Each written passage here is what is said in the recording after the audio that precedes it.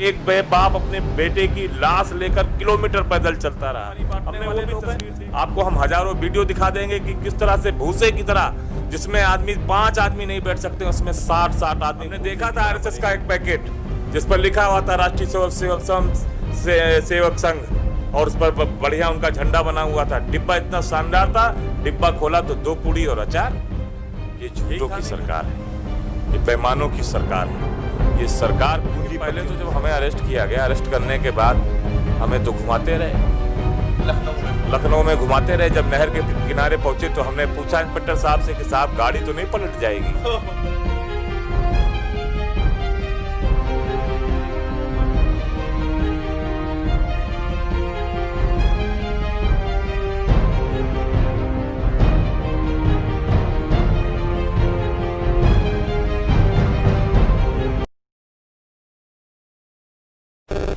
उत्तर प्रदेश सरकार की जो रवैया है उसके खिलाफ लगातार सभी पार्टियां सरकार के खिलाफ विरोध प्रदर्शन करती हुई नज़र आ रही हैं। आपको बता दें कि कुछ दिन पहले कांग्रेस पार्टी ने प्रदर्शन किया, उसके फौरन बाद समाजवादी पार्टी ने सरकार के खिलाफ विरोध प्रदर्शन किया। चाहे वो अपराध के मुद्दे हों या छात्र के परीक्षा को लेकर हो। आपको बता दें 2022 चुनाव जो है वो बिल्कुल करीब है, उसको देखते हुए सभी पार्टियां कहीं ना कहीं स्टैंड कर रही हैं। इस वक्त हमारे साथ जो मौजूद हैं उनके बारे में मैं आपको बता दूं। समाजवादी पार्टी से छात्र सभा के प्रदेश अध्यक्ष हैं दिग्विजय सिंह देव, जिनसे हम बात करेंगे। दिग्विजय सिंह, सबसे पहले तो आपका स्वागत है। बहुत बहुत धन्यवाद। सबसे पहले मेरा एक सवाल है कि जिस तरीके से इस वक्त आप विरोध प्रदर्शन कर रहे हैं सरकार के खिलाफ, कहीं ऐसा तो नहीं कि कांग्रेस पार्टी को देखकर फिर आप लोग मैदान में उतर गए? नहीं, आप गलत कह रहे हैं। कांग्रेस पार्टी को कोई देख कर नहीं, जितना समाजवादी लड़ते हैं शायद उतना लड़ नहीं पाएंगे, और जितनी लाठियां समाजवादी खा लेते हैं, लोगों के सपनों की बस की बात है। एक दिन पड़ जाएंगी उतनी लाठियां तो दोबारा कोई खड़ा नहीं होगा। लेकिन मैं गर्व के साथ ये कह सकता हूं कि हम अखिलेश यादव जी के सिपाही हैं। हमारी पार्टी लगातार, ये चौथी बार ऐसा था कि हमारे आंदोलनों पर लाठियां चली, और ये 1.5 महीने के अंदर ही ये चारों प्रदर्शन हुए जिसमें समाजवादी सिपाहियों ने अपनी पूरी ताकत से उस लड़ाई को लड़ा। और समाजवादी छात्र सभा का इस बार बहुत बड़ा प्रदर्शन आपने देखा होगा, और इस बड़े प्रदर्शन में जहां दर्जनों नौजवान और छात्र नेता घायल हुए, और वहीं बहुत सारे नौजवान जो बड़ी बुरी तरह से चोटिल हुए, और वहीं करीब आधा दर्जन से ज़्यादा नौजवानों को जेल भी काटना पड़ा। तो ना समाजवादियों का कभी कोई मुकाबला था और ना कोई मुकाबला होगा। लोहिया जी के कहने पर चलने वाले लोग हैं, और लोहिया जी की उस बात पर अमल करने वाले लोग हैं कि अगर सड़कें सूनी हो जाएंगी तो ये संसद आवारा हो जाएगी। लेकिन जिस तरीके से आप सरकार के खिलाफ प्रदर्शन कर रहे थे, उसके बाद आपको गिरफ्तार किया गया, तो गिरफ्तार किस बिहाफ पे आपको किया गया? तो देखिए, अब मैं आपसे ये कहना चाहता हूँ कि पहली बार ऐसे लोकशाही में ऐसा देखने को मिला है कि विद्यार्थियों के किसी प्रदर्शन पर, विद्यार्थियों ने किसी मांग पर अगर अपना प्रोटेस्ट किया, अपना प्रदर्शन किया है, तो सरकार ने बिना उनका पक्ष जाने, सरकार ने बिना उनका ज्ञापन पढ़े, सरकार ने बिना उनकी बात जाने उन पर बिना जाने बूझे उन पर तबातोड़ लाठियां जारी कर दी, और बुरी तरह से लोगों को मारा पीटा। शायद पहली बार 2 हथा, मतलब दोनों हाथ से लाठी चलाई गई है जो देखने को मिला। मुझे लगा कि वो लाठी मारने के लिए मार रहे थे, मुझे लगा कि वो जान से मारने के लिए लाठी से मार रहे थे। मेरा गला दबा रहे थे। अब आप गला दबा देंगे तो हमारी आवाज़ रुक जाएगी क्या? हमारा सर फोड़ देंगे तो कोई आवाज़ नहीं उठाएगा क्या? कई मुकदमे अगर देखा जाए तो आप बता रहे हैं आपका गला दबाया गया, तो इसके भी कई धाराएं हैं। आपने कभी इसके खिलाफ जो है कार्रवाई नहीं मांग की? नहीं, देखिए, अभी कल ही जेल से मैं छूट के आया हूँ। आज मैं आया हूँ तो अभी मिलने वालों का सिलसिला है, लेकिन जल्दी अगले हफ्ते में इस पर पूरी तरह से कानूनी कार्रवाई जो होती है वो करेंगे। और कानूनी कार्रवाई तो अलग करेंगे ही करेंगे, लेकिन ये सरकार अगर ये सोचे कि हमारी हर जालिम बात को, हर तानाशाही को ये लोग शांति से सह लेंगे या बात चुप करके मान जाएंगे, तो ये समाजवादी नौजवान हैं, ये समाजवादी छात्र सभा है। हम शुरू से इन मुद्दों पर लड़ते आए हैं, और समाज में, देश में संविधान के हक हकूक़ की लड़ाई हम किसी भी कीमत पर लड़ेंगे, चाहे हमारा खून बहे, चाहे हमारी जाने जाए। आपको यहाँ से गिरफ्तार करके पुलिस लेके गई, कहाँ लेके गई और कौन सी धाराओं में आपको उसने जेल में डलवाया? नहीं, धारा आप सुनेंगे तो आप चौंक जाएंगे। 151 में उन्होंने हमें जेल में डाल दिया। 151 में? हाँ। जिसे निजी मुचलके पे छोड़ा जा सकता है उसमें हमें जेल में डाल दिया है और जमानतें लगाएंगे 50-50 हज़ार की। उससे भी तमाम आईपीसी की गंभीर धाराओं में कम जमानतों में लोग रिहा हो जाते हैं। लेकिन ये सरकार ऐसी है कि मारती पीटती है, रात भर बैठाती है, रात भर गाड़ी में घुमाती है, फिर ले जाकर जेल में, चूँकि जेल अब सीधे नहीं भेज रहे हैं, क्वारंटाइन सेंटर बना रखा है हैरान स्वरूप कॉलेज को, वहाँ भेज रहे हैं। तो ऐसी सरकार आ गई है कि 151 में, क्योंकि कहने के उनके पास कुछ है नहीं, हम तो प्रोटेस्ट ही कर रहे थे ना, तो 151 में हमें जेल भेज रहे हैं। और सोचिए कितने डरे और कितने हसास लोग हैं। ये कमिश्नरेट सिस्टम लाया इसीलिए इन्होंने है कि हमारी पुलिस जो हम चाहें वो करे। तो आपको लगता है कि सरकार और पुलिस जो है वो मुकदमों से डरा रही है? सरकार पुलिस जो है वो डराना चाहती है और चाहती है कि समाजवादी नौजवान चुप बैठ जाएं, किसी लड़ाई को ना लड़ें, और जो इनकी तानाशाही वो चलती रहे। वो लाठी से डरा रही है, डंडे से डरा रही है, मुकदमों से डरा रही है, नौजवानों को घर जाके परेशान कर रही है। एक नौजवान हमारा 2 महीने बाद छूटा है, अभी 8 नौजवान हमारे एक ज़िले में जेल में बंद हैं। तो इनसे डरने वाले लोग नहीं हैं समाजवादी, ना कभी डरे थे, ना डरे हैं, ना डरेंगे। ये जब तानाशाही करेंगे, ये समाजवादी नौजवान और आदरणीय अखिलेश यादव जी के सिपाही इन्हीं लाल टोपियों के साथ आपको सड़कों पर लड़ते समस्या है। लोगों का कहना है कि समाजवादी पार्टी के लोग जो धरना प्रदर्शन कर रहे हैं वो ज़्यादातर लोग हैं जिनको परीक्षा से मतलब ही नहीं है, वो लोग हैं। देखिए, इस तरह से तो किसी को कोई मतलब नहीं है। समाजवादी छात्र सभा छात्र हितों की लड़ाई लड़ रही है। छात्र सभा के वजह से ही एग्ज़ाम कैंसिल हुए फर्स्ट ईयर सेकेंड ईयर के, और हम उस दिन भी आपने देखा होगा सरकार से अपनी मांग रखने गए। आप सरकार, हम क्या, हमें शौक लग रहा हम लाठी डंडे खाएं? हमारी पीठों पर निशान है, हम रात में लेट नहीं पाते हैं, हमारी सब जगह पर चोटें हैं, सर में चोटें हैं, कई नौजवान के हाथ पैरों में चोटें हैं, लेट नहीं पा रहे हैं, हाथ पैर टूट गए हैं। क्या हमें इसका शौक लग रहा है? समस्या इस बात की है कि जनता पर सारी चीज़ें थोपी जा रही हैं। क्या सर्वे कराया गया कि इनका एग्ज़ाम होना चाहिए कि नहीं होना चाहिए? किसी से पूछा गया? किसी से बात हुई? नहीं।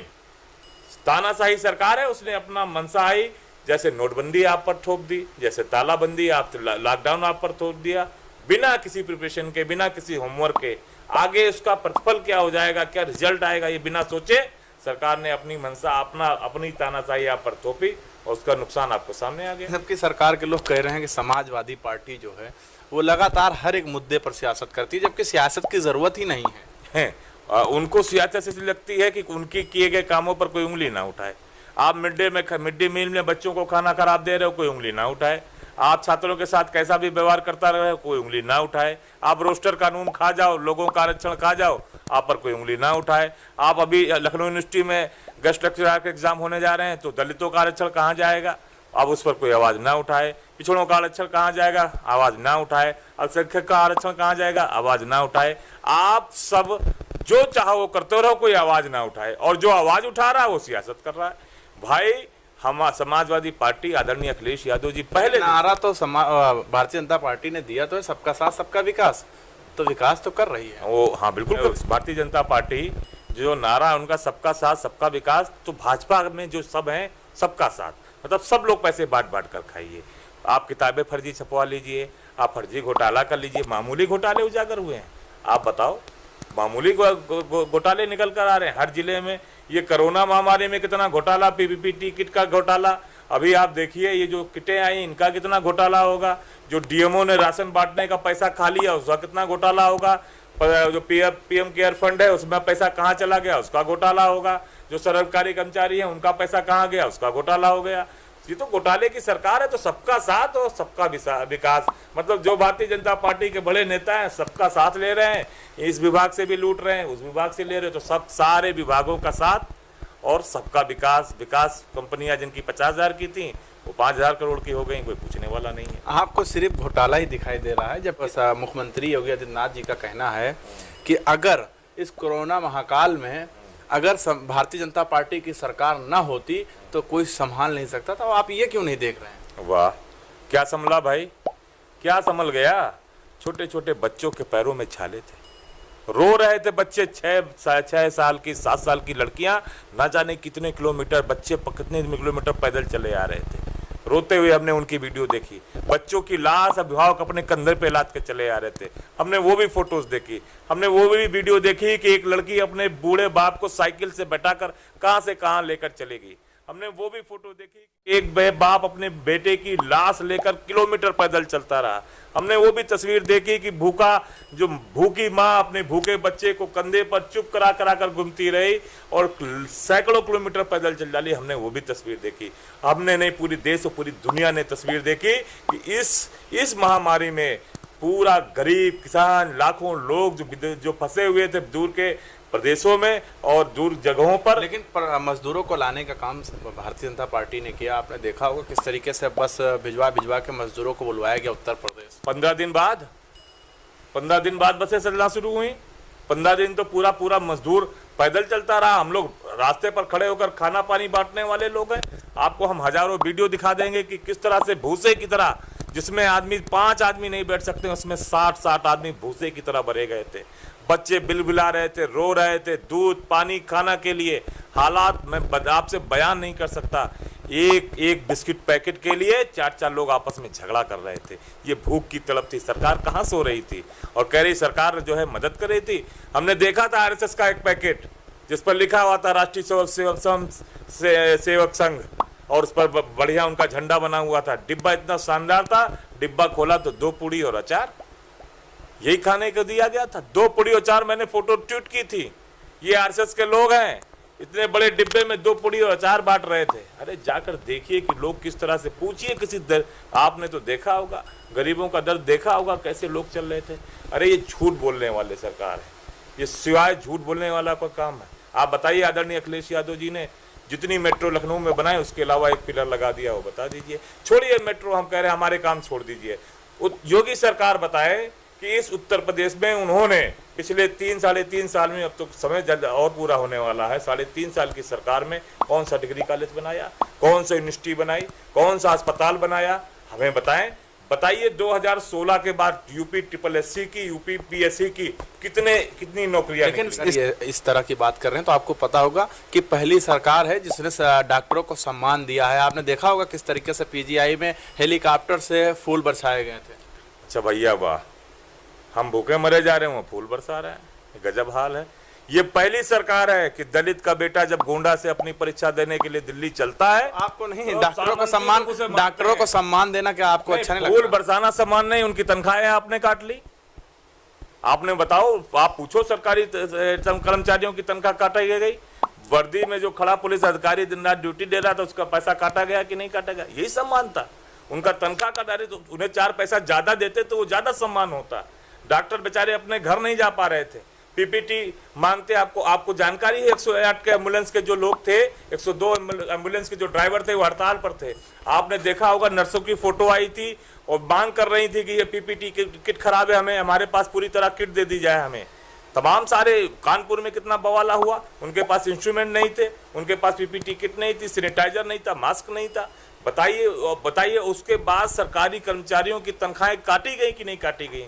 फूल मत बरसाइए, 4 पैसा ज्यादा दे दीजिए तो अपने बेटे के लिए 4 पैसा जमा। देखिए 326 डॉक्टरों का जो है कोरोना की वजह से मौतें हुई हैं, उनको सम्मान नहीं दिया गया, शहीदी का सम्मान नहीं दिया गया। एक जवान जो है शहीद होता है तो सम्मान दिया जाता है, लेकिन अब देखिए कोविड-19 से देश के लोगों को बचाने वाले इस दुनिया से चले गए तो उन्हें सम्मान नहीं दिया गया, तो आप इस पर क्या कहेंगे? देखिए 326 तो आपने डॉक्टरों का नाम ले लिया, जो 450 से ज़्यादा नर्सें चली गई उनका क्या, जो 750 से ज़्यादा जो स्वास्थ्य कर्मचारी लगे हुए थे, वार्ड बॉय चले गए उनका क्या, ना जाने कितने पुलिस के अधिकारी बेचारे अच्छे अधिकारी चले गए उनका क्या, उनका तो कोई नाम लेने वाला नहीं, उनका तनख्वाह काट लिया आपने। तो इस पर आप किस तरीके से इस मुद्दे को किस तरीके से देखते हैं कि सरकार को क्या कहना चाहेंगे? देखिए आदरणीय अखिलेश यादव जी शुरू से आखिरी तक कह रहे हो, हम भी कह रहे हैं, ये झूठों की सरकार है, ये बेईमानों की सरकार है, ये सरकार पूंजीपतियों की सरकार है।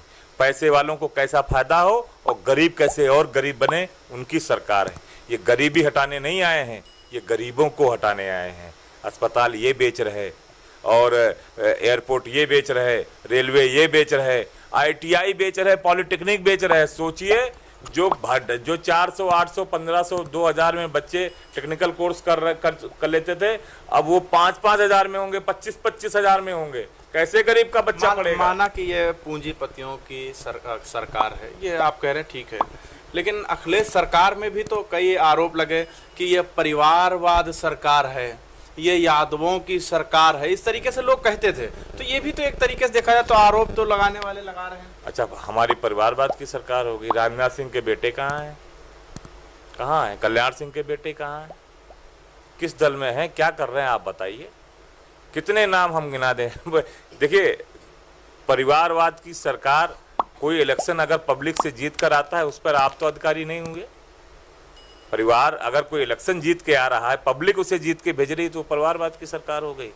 हम पर आरोप लगाते थे यादव बैठे हुए हैं हर थाने में, अब कौन बैठा हुआ है? मुख्यमंत्री कौन है? डीजीपी कौन है? एसपी कौन है? कोतवाल कौन है? चौकी इंचार्ज कौन है? हल्के का सिपाही कौन है? तभी तो आप अपराधी देखिए जेल में हो गए हैं और उत्तर प्रदेश छोड़ दिया। अपराधी जेल में हो गए हैं, अपराधी जेल में हो गए हैं। अरे नौजवान वहां से क्या कहते हैं, किडनैप होता है, किडनैप होने के बाद आज तक लाश नहीं मिली कानपुर के नौजवान को।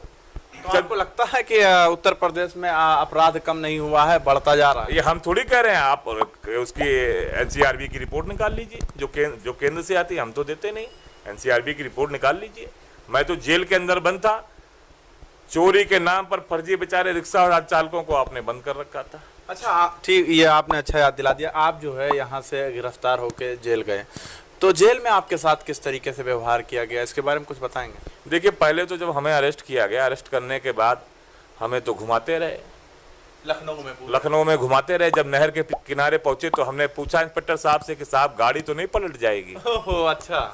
हम तो यही पूछ रहे थे कि गाड़ी तो साहब नहीं पलटेगी। डर लग रहा था मतलब? अरे बिल्कुल डर लग रहा साहब, इस सरकार किसी को भी मार सकती है, सरकार किसी को भी मार सकती है। मारा गए, न जाने कितने निर्दोष लोग मार दिए गए, अपराधी मारा गया। ठीक, उसके बाद आपने क्या पूछा? हमने उनसे पूछा कि साहब कहाँ ले जा रहे, तो ले जाके उन्होंने जो एक क्वारंटाइन सेंटर बनाया गया वहाँ लेकर गए। हम वहाँ पहुँचे तो पूरे दिन से तो कुछ खाया नहीं था। अगले दिन जब सुबह जब खाना आया तो देख के भाई हम नहीं खा पाए। तो क्या हुआ था उसमें? भाई दाल के नाम पर हल्दी पड़ा पानी था, और सब्जी के नाम पर पता नहीं क्या घुटा हुआ रखा था। रोटी ऐसी थी जो आधी कच्ची आधी पक्की थी। हमने उनसे ये कहा कि आपकी जेल मेन्यू में हम अपराधी नहीं हैं, हम लोग राजनीतिक बंदी हैं, किसी आंदोलन के तहत आने वाले लोग हैं, और हमारे लिए ये जेल का मेन्यू नहीं लागू होता। उन्होंने कहा आपको यही खाना पड़ेगा। हमने कहा ये आपकी जाति है कि नहीं, आपको यही खाना पड़ेगा। उनके ऊपर दबाव था ऊपर से। हमने कहा आपको अगर यही बात करनी है तो हम नहीं खाएंगे। यानी आपका कहने का मतलब है सरकार छोटी से लेकर बड़ी बातों को ध्यान में रखती है, किस तरीके से विपक्ष को दबाया जाए। अरे विपक्ष को दबाए नहीं, मानसिक प्रताड़ित किया जाए। अच्छा, फिर उसके बाद क्या हुआ? हमने खाना छोड़ दिया। 2 घंटे हमने कहा भूख हड़ताल, ले जाओ भाई खाना, हमें नहीं चाहिए आपका। एक दिन बीता, दूसरे दिन बीता, फिर बड़े अधिकारी आए जेल के अंदर। जब बहुत लिए लगा कि और नौजवान छोड़ देंगे खाना, तो जब खाना छोड़ दिया तो फिर वो लोग बातें मान गए। हमने कहा हमें पेपर दे दीजिए, हमें कलम दे दीजिए, हमें किताबें दे दीजिए। देखिए सरकार क्या है, सरकार चाहती है कि उसके खिलाफ कोई आवाज़ ना उठाए।